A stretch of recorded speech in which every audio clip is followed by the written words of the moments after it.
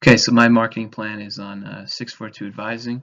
It's a financial services company in East Hills on Long Island. And the next few slides will kind of go over, a little bit more who they are, what they do, and how they plan to do it.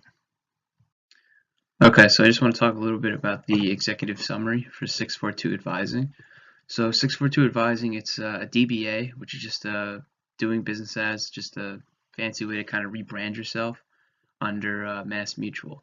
So 642 Advising, it started really at MetLife. MetLife was bought by Mass Mutual, and it was one advisor's idea to kind of try and change the marketplace when it comes to financial advising. So really from 2016 and mostly into 2017, the proof of concept phase for the company started. So really, we were trying to set price, or they were trying to set prices, figure out, if this was a good idea, if current clients were on board with this, try to find strategic partners, things of that nature in order to grow the company and see if this will take off. It's really the backbone of the company, though, is financial planning. So most wealth management firms, most advisors, they really seek out high net worth individuals. 642 Advising is the opposite of that. They're looking for young families making anywhere from 200 to about $250,000 in household income, and I'm sorry, not income, as a net worth, and then really providing planning services to those people. Generally, nobody goes after those people, and they have a hard time kind of understanding. I have these benefits at work, and then I have my own personal, finances. How do I mesh those together, and how do I make this work? So 642 Advising really wanted to help clients and people out in that area. Now to take a look at a quick SWOT analysis here. So 642 Advising, their strengths is they are serving an underutilized marketplace here.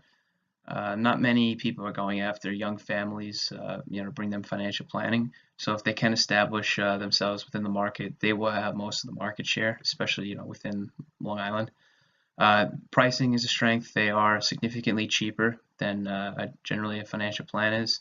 Usually they go for anywhere from $2,000 to $5,000, but 642 Advising only charges $642. With the plan is to get assets under management down the line from these clients, or to sell them a product or service like insurance, for example, that they may need.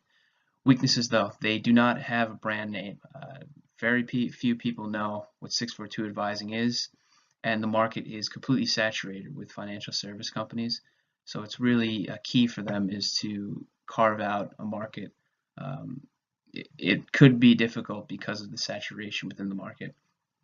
There are opportunities, though. Like I said, very few people are going after the young family demographic. So this is something they can kind of take advantage of. They're also a founding member of the North Babylon Chamber of Commerce. So this is an opportunity to kind of build brand prestige and serve the community. Not so much a sales opportunity, at least not yet. Really, just to kind of build the brand up and show the community, hey, we're an up and coming company, and we'd like to kind of help out and contribute. Threats, though, so there are threats. It is very possible that this doesn't take off just because the market is very saturated. That is really the main threat here. Also, 642 Advising doesn't have a retention rate for financial planning clients yet. It could wind up being that families are satisfied with 1 year of planning, and they don't want to continue doing it down the road. It's kind of a, hey, we did this once, now we're okay. It's a lot to do. We're not really interested anymore. So that is a threat too, retaining business, and it's something that they'll have to really try and make sure it doesn't happen, is a poor retention rate. Otherwise, the business could inevitably fail. Okay, so the marketing objectives, basically, this is what 642 Advising is going to do in order to drive business.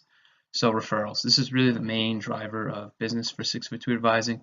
It's referrals from existing clients who've already done financial planning, or clients that they've acquired through products, or selling them an actual product, and strategic partners. So strategic partner referrals are a massive source of business for 642 Advising.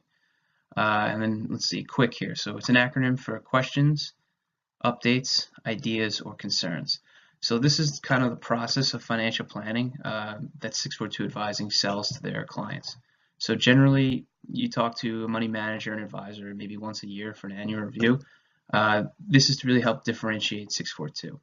So the client and the planner, they'll both come up with the questions, updates, ideas, and concerns every 2 months, and they'll go over those. This way nothing gets ignored, and it's really just constant communication, which is almost unheard of in this industry, and that's really what's going to prove to clients that financial planning is a valuable service. Annual reviews, that's really just another touch point for clients, who aren't doing financial planning. It's a way to kind of get them interested potentially in financial planning, and just to kind of check in, see how they're doing, and if they want to move up the ladder to financial planning. And then the Chamber of Commerce, so 642 Advising is a founding member of the West Babylon Chamber of Commerce. So really, that's a way to kind of build brand prestige and trust by being active in the community. That's going to help kind of eventually, hopefully, drive business down the road. So how is 642 Advising going to do this? So 2018, this year, is really the rollout year for 642 Advising and their financial planning service. The 2017 proof of concept phase, it went well. They gained a lot of clients uh, under the financial planning service. They've cemented essentially all their strategic partners and kind of referring business back and forth now.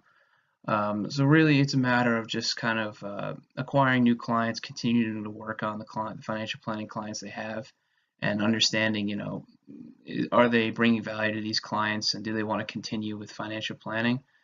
And then, as this concept continues to evolve, 10 plus years down the road, there may be an opportunity to kind of license this as like a sales technique or franchise the business. That's more so down the road, though. Really, this year is essential in figuring out the retention rate for existing financial planning clients, and continuing to bring value to them to show them that financial planning is worth it.